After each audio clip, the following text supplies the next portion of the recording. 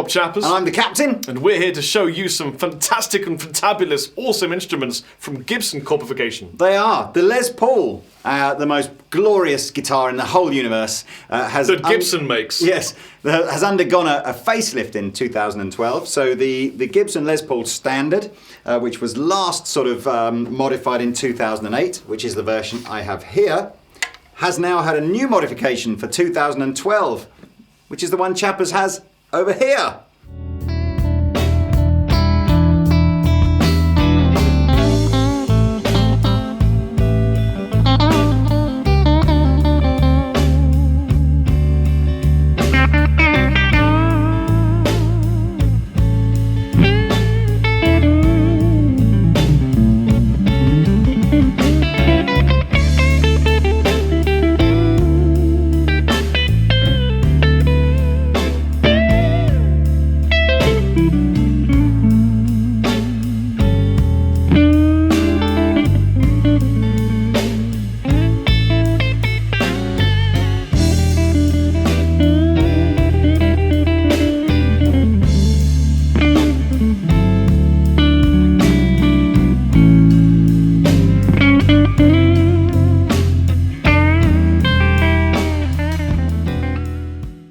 As a player, this feels markedly different to me. They've got this new way of well, not new, but they're doing a profile where it changes shape as you go up the fretboard, which makes it easier for bending up here, nicer for chording down here. Big difference, nice skinny neck. It's a really, I've never really been a massive fan of the Les Paul shape personally, because it kind of got in the way for me, but this is awesome. Really feels great to play. It's a new compound radius, so they've always had the compound radius on here, but this is just essentially just playing with different widths. So it's a 10-inch radius at the bottom, going up to a 16-inch radius at the top. So nice and compact feeling for all your chord work and stuff down here, but plenty of space for all your licks. It just feels a lot more modern, that's the thing. And also, this is the first Les Paul I think I've really played that's properly stayed in tune. Like, it's not budging at all, and I've played this a lot. Yeah. So starting right from the top here, the features that are different to the ones that are on the 2008 Spec Les Paul is the machine heads are still Grover looking machine heads on here, but with the sort of more modern Grover button style head rather than the tulip style head that I've got on the 2008 version.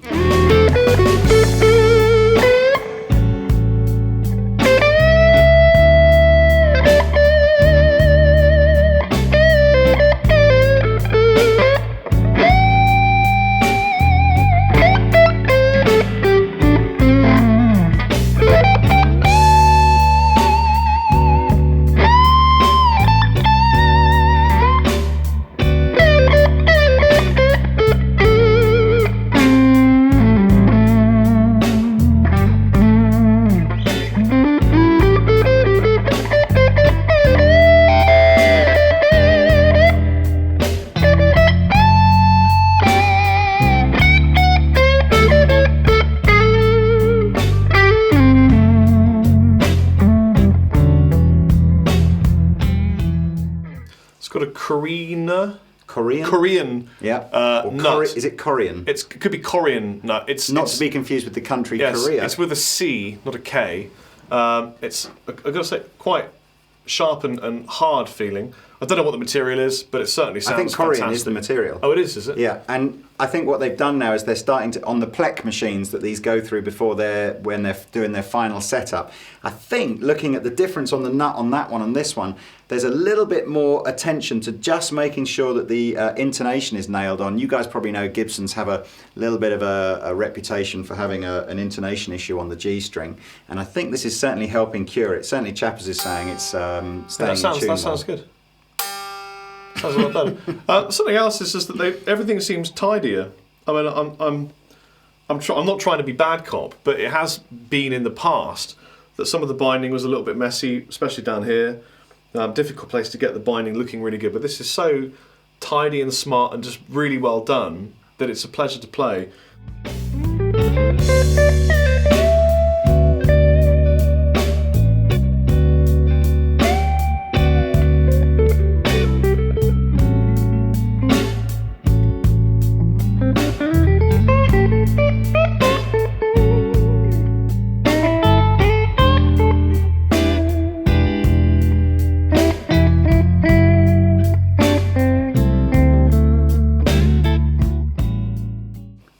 stayed the same. You've still got the weight relieved body. So this is a slightly different type of technique to chambering a guitar, but it's fundamentally a similar principle. So wood is removed from the body to make it lighter.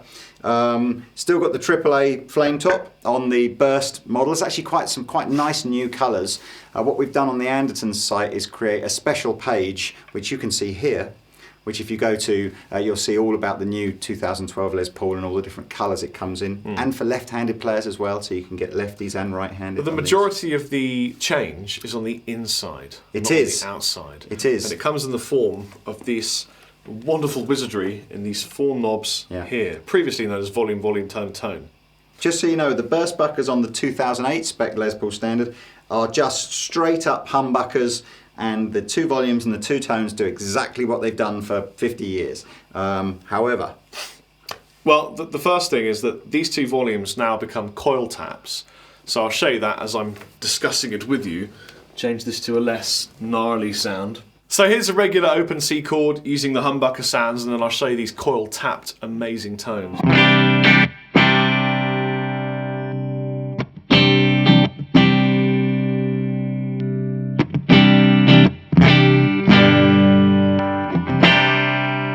So we'll start with the bridge humbucker, pulling out the volume, and you get this.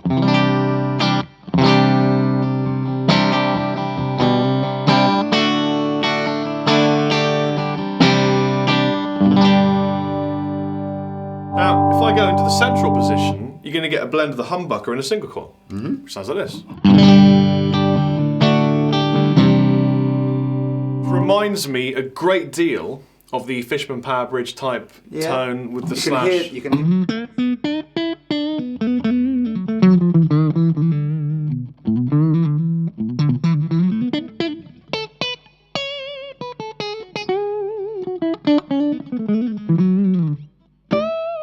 It's a really pleasant tone. Yeah. And obviously back to the neck, it's just a full-on humbucker. But we can coil tap the humbucker in the neck as well.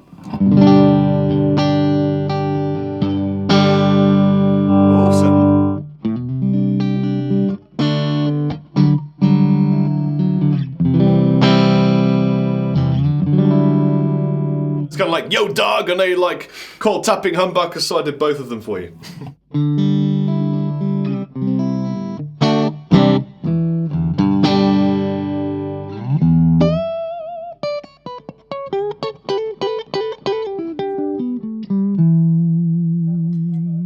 Tell them the clever thing that happens though when you've got both your pickups coil tapped, if you fiddle with the pull control on that would traditionally be your tone control on your rhythm pickup. Yeah, this top right, it changes the polarity of the Earth's magnetic pull.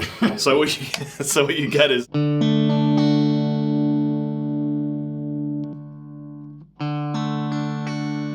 Changing the phasing basically between, so you've got the 2 with the button pushed in, the 2 single coils are working together, and then if you like, when you push the thing out, they're working against each other, so you get that classic. It gives you an S type tone.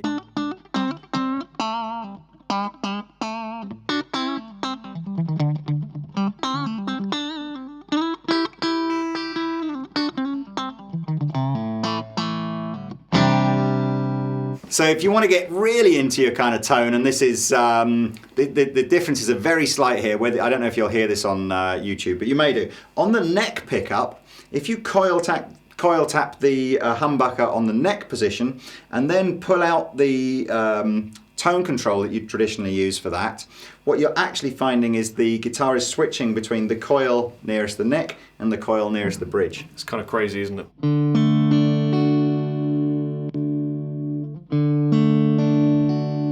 It's definitely darker, isn't it?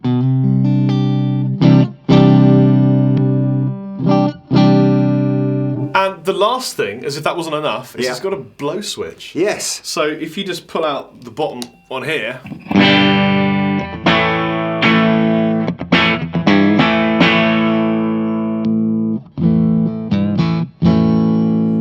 that's designed regardless of how you've got your guitar set up. You might have it on the rhythm pickup in a coil tap position with the volume down a little bit or whatever. You just basically pull that back switch out and it bypasses all the volumes, all the tone, everything, the switch, everything, and just goes to the full bore back humbucker. I will say, if you're using lots of preamp gain or modelling gain, saturated overtones, you're not really going to hit a massive difference with this kind of switching shenanigans. It's really more if you're a sort of traditional style player with a gunned valve amp and you're backing off the volumes to get different tones. Then this is then very, very usable and very useful. Yeah.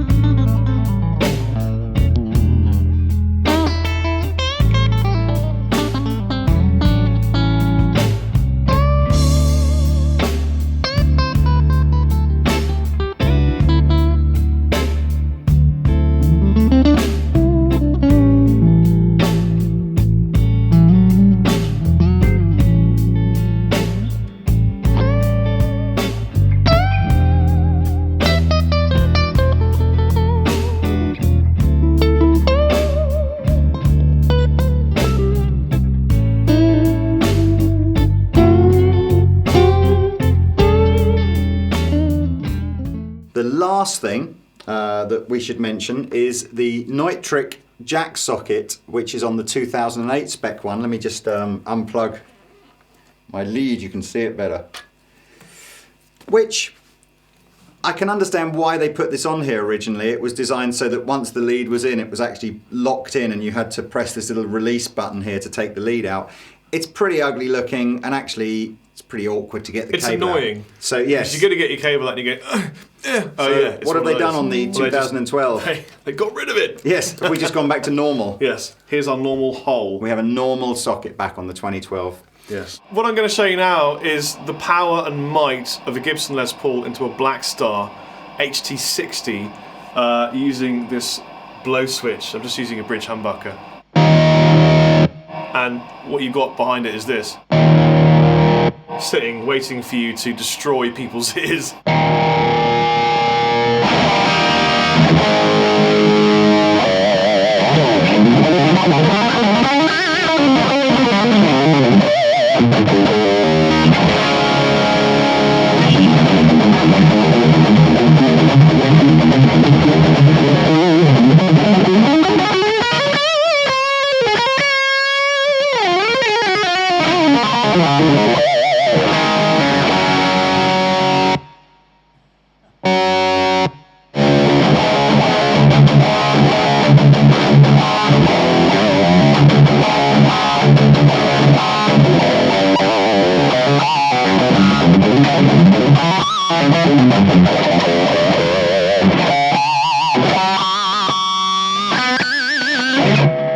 All the squealing is an awful lot easier for some reason. It might be the humbuckers, I don't know, there's something about it that just makes it easier this is to why get those tones. The Les Paul will always be the daddy. Because it just rocks, doesn't it? Yeah. No pedals, plug into a decent valve amplifier, rock and roll. You've seen the 2012. Hopefully you're going to go and see that page on the Andertons website where it kind of shows you all the colours and details, all the spec again, which is just here in case you missed it the first time. Price on the 2012 standard, actually, believe it or not, came down about £50 compared to what the 2008 was selling for. So we're still around about the 2000 mark. This hasn't, by the way, the Les Paul standard traditional, which is essentially has been around since 2008 when that was launched. That's still here, and if you don't really like all the features, kind of like the coil tapping and the locking machine heads and all that weight relief kind of body design, and you just want a Les Paul how it's been made, you know, all through the sort of 60s, 70s and 80s and the 90s, you can still buy a Les Paul standard traditional. That's the same, so if you want to find out about that, again, go to our website. But I think you'll like this new 2012 standard. Oh, you absolutely will. There's no way you won't. I mean, it's just amazing. Lots of different kind of finishes too. You know, you were saying, and I think the critical thing that Rob was saying is, you know, this is a markedly nicer.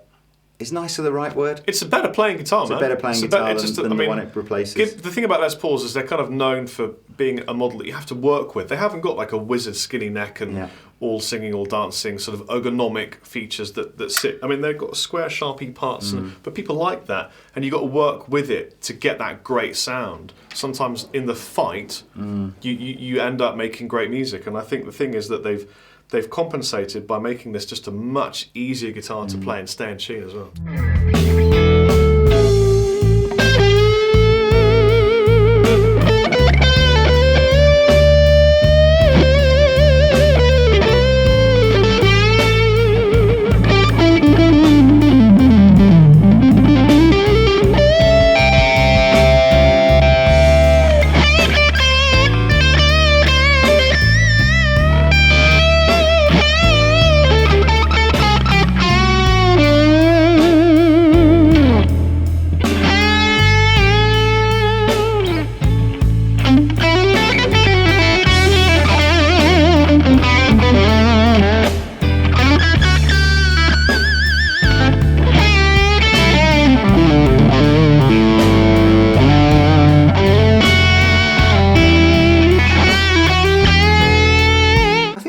probably looking at brands like PRS, which are obviously popular. You know, you've got all the multiple different switching and stuff like that. And Gibson are saying, well, you know, it's They're not just that wising hard. up. It's not that hard to do, is it? You know, we can still keep all the character of a Les Paul. We can put a couple of push-pull switches on there, give you the option if you want to play. I tell you what, we didn't mention as well. You'll like the fact that even in the single coil modes, they're still noiseless, so there's still no hum.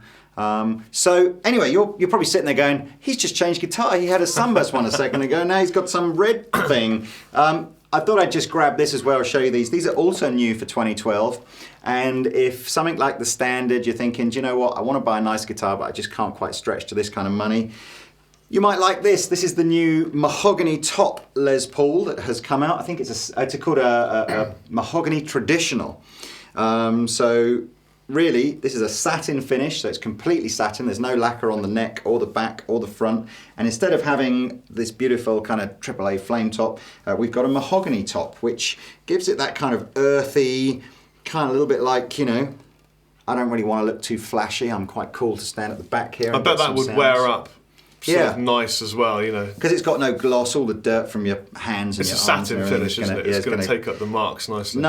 Nothing fancy with regards to switching. It's just a straight up Les Paul, and these are about £500, £600, £700 less than these ones. So you might want to go and check these out on the Andertons website as well. So what we're going to do is probably going to play you out, I think. With me, I've got my little Fender Blues Junior and my new favourite Love Pedal E6 drive pedal. Chappers is going through a stable old favourite of ours, the Black Star HT60. He's not using any pedals, he's just gunning the drive on this. No need. And we'll play a bit of blues for you, and hopefully you'll enjoy. So, I've been the Captain. I've been Chappers. We'll see you next time.